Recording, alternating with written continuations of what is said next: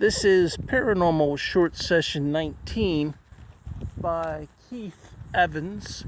I'm at the Chestnut Street Cemetery. Today is Tuesday, 16th August 2022. I'm at the graves of James N. Coombs and Maria A. Coombs. James was born in Old Town, Maine, passed away August 15th, 1842, and apparently that was in Apalachicola, Florida, April 8th, 1911. His wife, Maria A. Coombs, born in Orden, sorry about that, Maine, March 27th, 1847, and passed away Apalachicola, March 16th, 1911. I'll hold it. Let me get a closer look. Yes, 1911. And thank you for your service there in the military. Was it Captain Coombs? The Coombeses lived in a house, if you can see it through the trees right there, and this is where they're buried, not too far from their house. Their house caught on fire, and they moved into the Gibson Inn while their house was being repaired. But before that could be done, Mrs. Coombs, Maria Coombs, passed away March 16th of 1911. And shortly after that, her husband, Mr. Coombs, James Coombs, he passed away the 18th of April, 1911. And I've been lucky enough to communicate with Mr. Coombs, and he's very cordial and very helpful to anyone who does paranormal research. As long as you go into his house, what used to be his house, and show respect, and you love the architecture and the artwork, Mr. Coombs is going to be cooperative with your paranormal research. At least he was with me. Thank you, Mr. Coombs, for all your help over the years with paranormal research here in Apalachicola. I'm doing a walkthrough today, so I'm not doing it on any one person. And I was surprised because I didn't know where Mr. and Mrs. Coombs, where their grave was. A little history about Mr. Coombs. He owned a logging business, and he built his dream house there at what is now the Coombs Inn, and it's a bed and breakfast. So we're going to move on down here. Thank you, Mr. and Mrs. Coombs. I love your house. It's nice. If anyone ever gets a chance to come to Apalachicola, visit the Coombs Inn. It's rather expensive, but call ahead of time and get reservations because they only have a certain amount of rooms.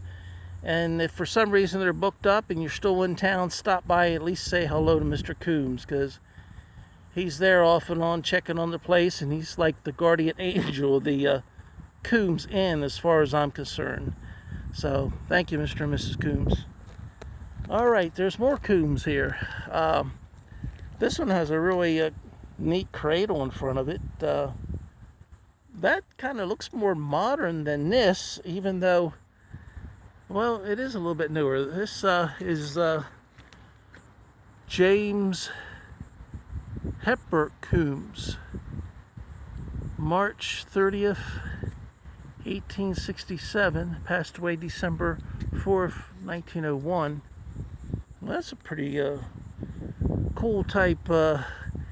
It's got the base that it's sitting on. It's got the next little base, second base up, says Coombs, and then above that the tombstone with the name, date of birth, date of death, and then a cradle around it with a thicker cradle footstone and a little decorative urn, I guess you call it, on top where you can put flowers, or flower pot if that's a proper word. So James Hedberg Coombs passed away. He was only about 35 years old. All right, William Mercy Coombs, January 11th, 1869 born, and passed away June 3rd, 1878. So he was only about 9 years old. So he wasn't a child, but his cradle was not as large as an adult, maybe as large as the adults over here. But he was like 9 years old when he passed away. That's sad. Next, another child. It's just hard to read it. If you can read it at home, text me and let me know what it says, or leave a comment below. First name is very hard to see. Then it's definitely Coombs at the end. And born June 18th, 1898. Passed away May 3rd, 1903. That's only 3 years old. Oh, I'm so sorry. That's not very old at all. And then there's one here that is unmarked. And then there's one over here that says Ellen E. Pierce, 1837 to 1911. Pierce. And it's got a long type burial cradle. It's a neat little tombstone. If anyone knows what that marking stands for, it looks like a dollar sign with 3 strikes through it. I don't know what that symbol stands for, but it looks like a Christian cross. And with her name and the year of birth and the year of death, it's kind of like a decorative tombstone. Below that, the second base with Pierce on it, the last name. Below that, just a thick base that it rests on. And a cradle with a very nice thick cradle footstone. In fact, all these have thicker cradle footstones. This one does here, that one does there. I don't think this one has any rating on it. Just the different areas of staining over the years. Well, this looks like a area here where there's no tombstone. So there's 1, 2, 3, 4, 5, 6, 7, 8 areas within this. I don't know if it had fencing around it or not, but you can see these little holes where it looks like it had something around it. Maybe the fencing got so old that it fell down. You can see here it looks like it was steel or something that was in there. It looks like there was more room, maybe 10. There's a room enough here for another grave that's unmarked. There's only 7.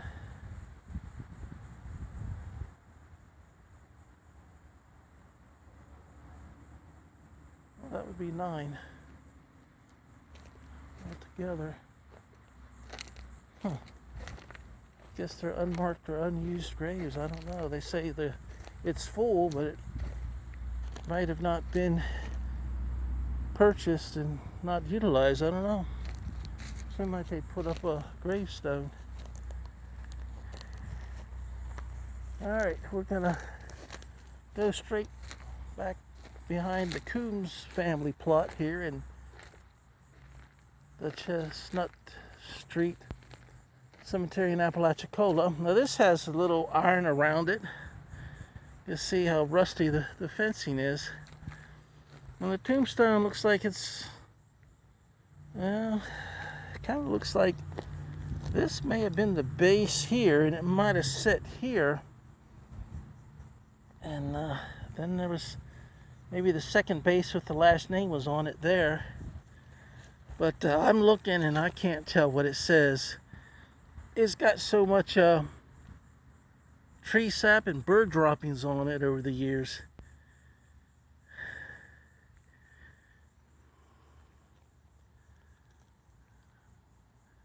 If anyone can tell what the name is, please leave a comment. It's got a little footstone down here, so I don't know what this here was for. Oh gosh, I forgot to turn on the Ovilus Vb. Let me go back over here to Mr. and Mrs. Coombs. I'm sorry, Mr. and Mrs. Coombs, I didn't turn on the Ovilus Vb. I'll turn it on in case you want to say something.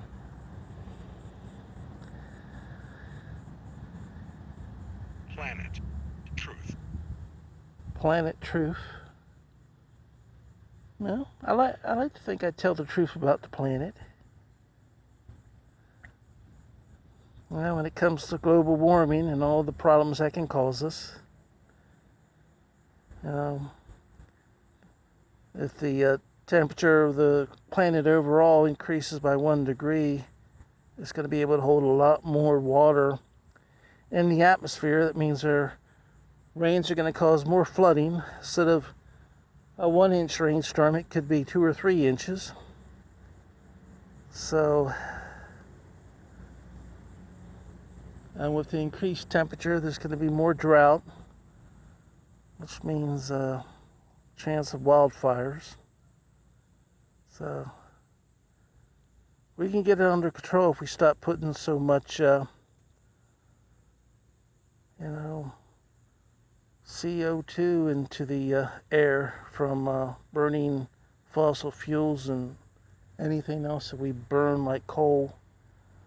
So, thank you for that message, and I'm sorry I forgot to turn it on. I'll walk by the different Coombs people and give them a chance to say something if they have energy to utilize on the Ovilus Vb, and if they're here today. I know they might be doing other things, than hanging out in the graveyard as hot as it is today.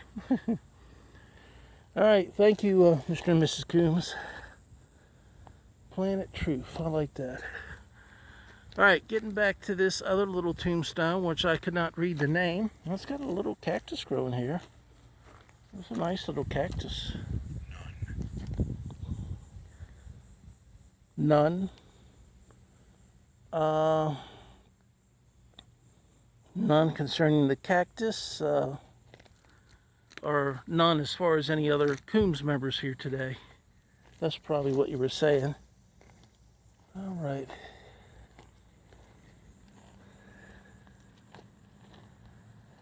Let's give you another angle of this. It's got a nice little, stone, I guess, base to it, where they drilled in, I guess, to put in the fencing. It looks like there might be a stone there, some type of primitive marker, or a broken piece. Well, then somebody put that in where they supported the fence from falling down. That probably was added later, I would think, but I might be wrong.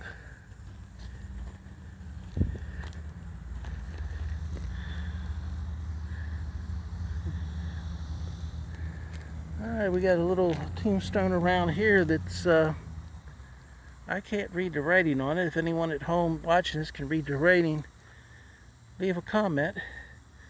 It's got a unique footstone and a brick cradle that someone put some type of cement over it.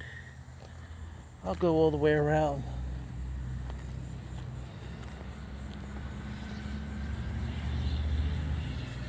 Alright.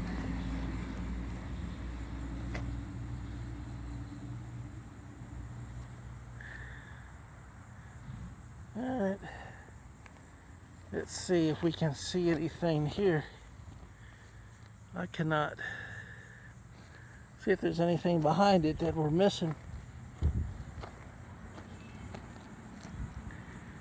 Well,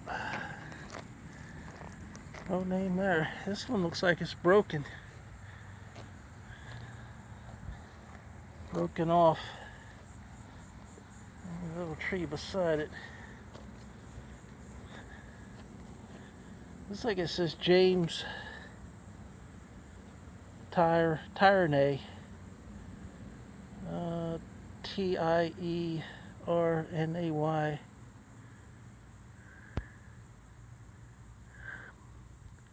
Durham? I don't know. What is it? Looks like Dunlama.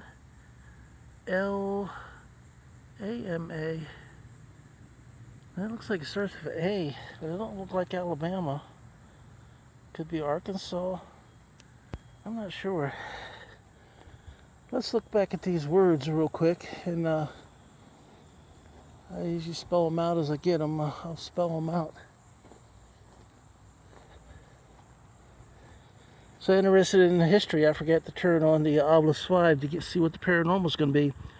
All right, planet is spelled Plante. Truth is spelled Truth. None is spelled Non. See, get in the shade so the camera can pick it up well. 3 words I've got so far. Now this one is in need of a mowing. Can't really tell what the words are here.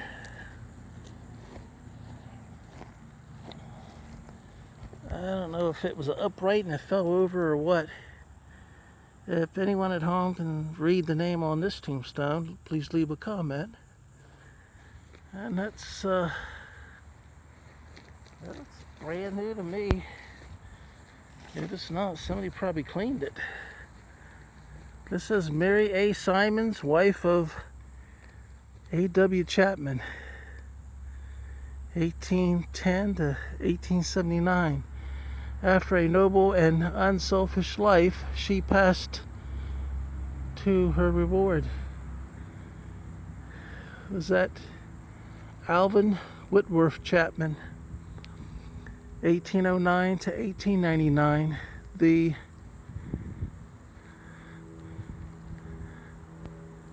elemental botanist whose writings and researches on the flora of the South. There's an airplane go over. Or is it a big bird?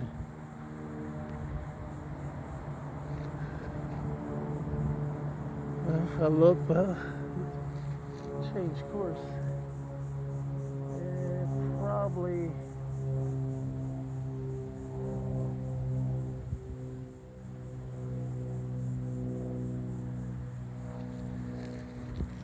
could be a drone too. Somebody's flying. All right, back to where I was doing. And research on the flora of the South met with distinguished recognition at home and abroad. Chapman. Okay, and Chapman's house is right behind us here. Right across from the Coombs Inn. So, that's William Chapman's house. Apparently he planted a lot of the trees that are here now. So,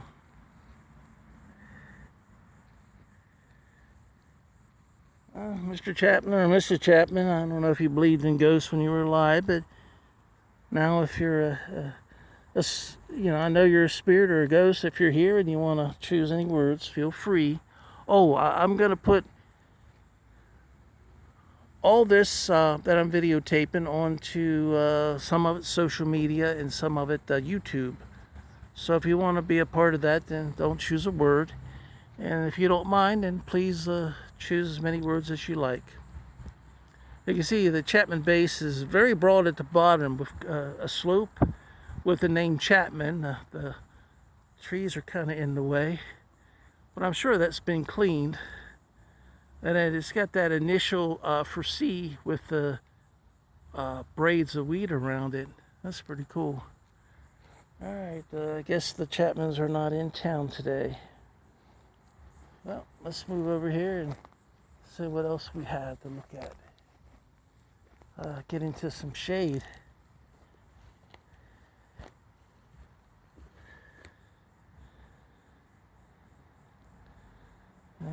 see more new words.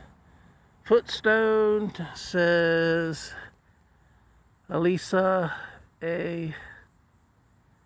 I guess a little, I don't know. Wife of E.M. Bryant and only and beloved child of E.F. and H. Grant, or Quaint, Q-U-A-N-T, who died August 8th, 1849, in her 16th year. Sorry you died so young. Looks like a limb of a plant. I don't know if the leaves are wilting or it's got fruit on it. The upper center right or center left might be a bird. Okay, this has a little footstone here. Both of those are cracked at the bottom too. Says sacred to the memory of E.F. Quaint of England, who died August 9th, 1844, age 40. Not lost, but gone before. It almost looks like little seagulls below the before. It might just be the way the tombstone marble or whatever type of stone it is, the way it looks. Alright, does Quaints have anything to tell me today? Anything they'd like the world to know? No more words. Alright, let's go over to look at this little tombstone. Looks. Sorry about that. I had to sneeze. Peter Lovett Jr., August 17th, 1876. Passed away December 28th, 1926. Peter Lovett Jr. Alright, let's wind back around here, and wow, that one's on its side. It's got a little cradle in the base. You can see where it was sitting on the base. It's got a little footstone here with a base and a little tombstone like. It says Catherine Ella Lovett, born January 19, looks like 18. There's a gap there. I don't know. Then there's a 2 behind that. Maybe it's January 19th, 18, and then the one letter's kind of missing, 18 something, with the last being a 2, and then died July 26, 1889. He giveth his beloved, oh gosh, it's hard to read, maybe erect something with ing at the end, memory of their devoted, or devotion, or devoted by her love friend. So it's hard to read. If anyone at home can read all that or make it out, fill in the blanks, leave me a comment. Alright, thanks. I'll walk around this pile of stuff. I'm sorry, ghost spirits, that I didn't turn the Ovilus 5 on right away. So somebody may want to be talking and I'm not turning it on. They might have got upset with me and said, well, we'll find something else to do today. Elizabeth Lovett Gibson. Born September 23rd, 1877. Passed away March 2nd, 1902. It's got the little grave slab. This one's got a grave slab. That's very big and ornamental. So let me see. It's got the base. It's got Gibson on the second base, and the top is a very decorative type tombstone with, you know, looks like it's got 4 sides to it. It says James Osborne Gibson, born April 24th, 1877, and died May 28th, 1909. And it's got at the top a little insignia. Looks like it says Woodman. I don't know if there was a club or whether they actually cut down trees and were part of a union or association of men that cut down trees that used that emblem when they passed away. Kind of like the Masons use their little emblem. Well, he right now my memory of whether he is related to the Gibsons or not. There was a group of Gibsons here that were not related to the Gibsons that lived there at the Hayes house, as far as Annie Gibson, her son Pat Hayes, bought the Hayes house in 1942 and lived there with his wife Catherine, and also his aunt, which was sister to his mother, Sunshine Gibson. So Sunshine was her nickname. Everyone called her by it, but her actual name was I think it was Mariella. So, or Mary Ellen. All right, moving on. We have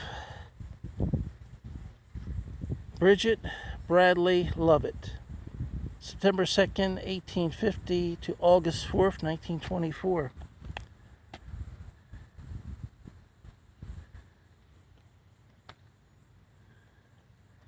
And this has a little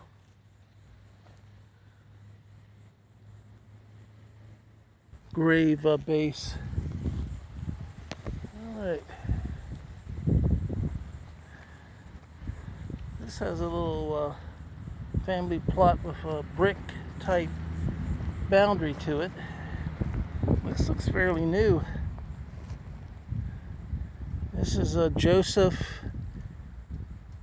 middle initial A, Vincent, born March 28th, 1869, passed away December 13th, 19, looks like 36. Look at it from another angle.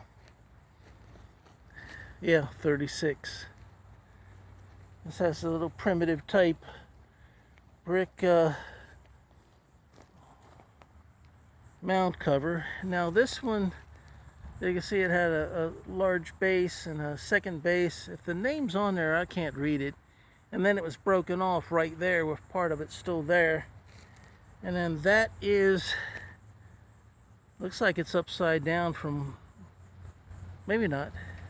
I can't read the name, but if you at home can read any of this type tombstone, it looks like it's 1833. The date born and passed away 1906. I'm sad that it's damaged like that. It's got a little footstone and a little urn set beside the footstone.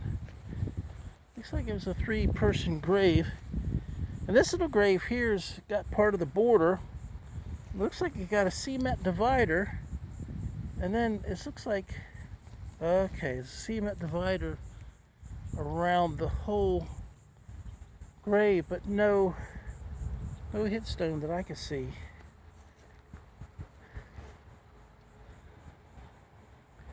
Okay, we're getting very near the point of being out of space. If it's told me that it's close, I missed it, so I guess I'll spend this last minute just saying it was nice today to see the combs and see the gentleman that was the botanist who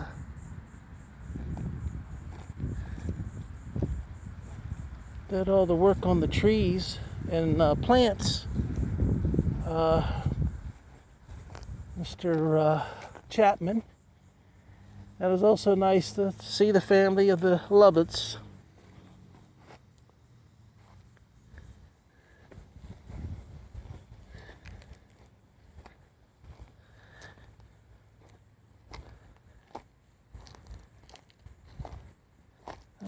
This has been Paranormal Short Session 19 by Keith Evans at the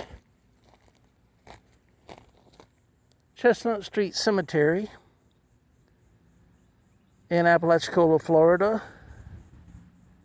And today is Tuesday, the 16th of August, 2022. I'd like to thank everyone who, watches my paranormal short sessions.